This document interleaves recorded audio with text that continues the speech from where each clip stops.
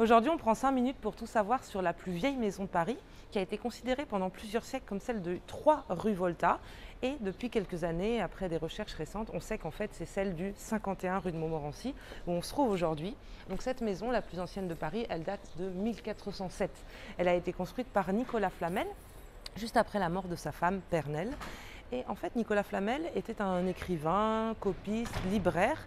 Et il a fait construire plusieurs maisons dans Paris qu'il offrait en fait aux pauvres. Il faut imaginer qu'ici, donc à son époque, au début du XVe siècle, il y avait encore pas mal de champs, il y avait aussi pas mal d'établissements scolaires. Donc c'était un quartier qui était habité par des étudiants et des ouvriers. Et donc tous ces gens qui étaient dans le besoin pouvaient habiter gratuitement dans les maisons de Nicolas Flamel en échange seulement de prières. Et c'est ce qui est écrit donc sur ce fronton. En haut, c'est écrit « Nous, hommes et femmes laboureurs, demeurant au porche de cette maison qui fut faite en l'an de grâce 1407, sommes tenus en droit de dire tous les jours un Pater Noster et un Ave Maria en priant Dieu qu'il pardonne les pauvres prêcheurs trépassés. Amen. » Donc voilà, on pouvait habiter ici gratuitement en échange de prières en l'honneur de Nicolas Flamel et de sa femme Pernelle. On voit aussi encore un petit peu la devise de Nicolas Flamel, ici et ici, qui est Ora et Labora, qui veut dire prix et travail. On voit aussi les initiales de Nicolas Flamel. Donc on voit ici le N. Et de l'autre côté, là-bas le F, un peu comme des enluminures. C'est une magnifique façade qu'on a devant nous. Et donc en fait, cette maison-là a commencé, on va dire, à faire naître quelques rumeurs parce que beaucoup de gens se demandaient comment Nicolas Flamel avait les moyens de pouvoir faire construire des maisons dans Paris et les louer gratuitement aux gens qui n'avaient pas d'argent.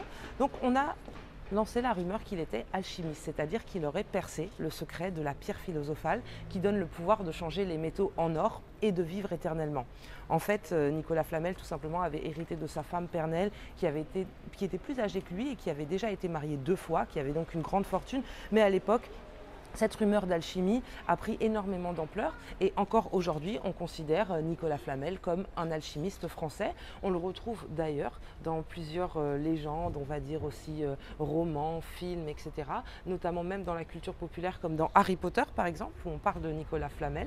Voilà, c'est ce Nicolas Flamel-là. Donc on voit aussi voilà, la plaque en haut, hein. C'est vraiment un personnage qui a existé. D'ailleurs, quand il est mort, il a laissé toutes ses maisons en héritage à l'église Saint-Jacques de la Boucherie, qui n'existe plus aujourd'hui, mais dont on a encore la tour Saint-Jacques. Il a été enterré là-bas. Aujourd'hui, on a déplacé sa pierre tombale qui se trouve au musée du Moyen-Âge à Cluny-la-Sorbonne dans le 5e arrondissement. Et plusieurs rues de Paris ont été nommées. Donc on a une rue Nicolas Flamel et on a également une rue Pernelle. Donc voilà, ce sont des personnages réels mais qui ont fait naître autour d'eux une légende et qui a continué de se colporter du XVe siècle à aujourd'hui. Donc le haut, en fait, il faut savoir que la plus vieille maison de Paris, hein, c'est seulement le bas. Ce qui reste de 1407, c'est vraiment le bas de la maison et tout le porche qu'on a décrit juste avant, mais le haut a été refait et notamment pour l'exposition universelle de 1900, puisque à l'occasion des expositions universelles de Paris, on voulait toujours refaire voilà, les autres quartiers, pas seulement les quartiers où il y avait on va dire des monuments nouveaux, mais aussi il fallait que tout Paris soit complètement accueillant.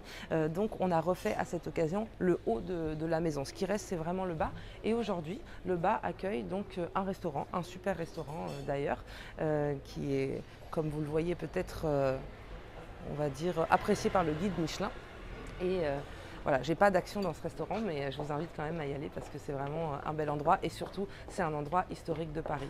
Et donc quand vous vous baladez dans cette rue de Montmorency devant la plus vieille maison de Paris, n'hésitez pas aussi voilà, à faire un petit tour dans le quartier, puisque au bout de cette rue, on arrive sur la rue Saint-Martin et juste à proximité d'ici, il y a le centre Pompidou bien sûr, il y a les Halles, il y a aussi plein de petits passages, le passage de l'Ancre, le passage du Bourg-l'Abbé, le passage du Grand Cerf. C'est vraiment un très beau quartier, donc en plus de voir la maison, voilà, n'hésitez pas à vous balader dans les alentours et à aller voir aussi la rue Nicolas Flamel qui est très très belle puisqu'elle donne sur cette fameuse tour Saint-Jacques. Vous pouvez aussi visiter la tour Saint-Jacques. Enfin voilà, j'espère que cette vidéo vous aura plu, que vous aurez appris des choses et qu'on se reverra bientôt dans les rues de Paris.